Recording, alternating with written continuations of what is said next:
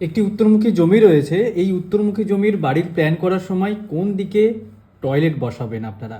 প্রথমেই বিশ্বকর্মা প্রকাশের প্রথম যে একটি যে শ্লোক রয়েছে সেখানে বলা রয়েছে ইয়াম্মে নৈরিত্য ইয়োর মধ্যে পুরিষাত্তাগা মন্দিরম, অর্থাৎ এই যে সাউথ ওয়েস্ট কোণে কিন্তু আপনারা টয়লেট করতে পারেন উত্তরমুখী জমির ক্ষেত্রে। এই দিক দিয়ে মনে করুন রোড রয়েছে এবং এইখানে আপনারা ব্যাক সাইডে তার মানে আপনারা টয়লেট করতে পারেন, সেটা দৃষ্টিকূট লাগবে না, বা পেছন দিকে আপনারা টয়লেট করতে পারেন।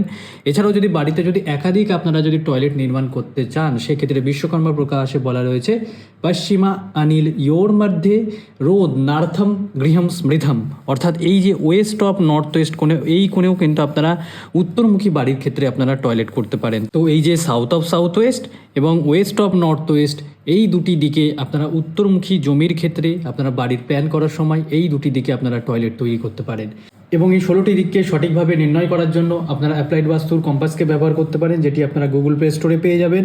এইভাবে আপনারা এটিকে খুলে নিয়ে আপনারা যে কোনো জমির ক্ষেত্রে আপনারা 16টি দিককে সঠিকভাবে নির্ণয় করতে পারবেন।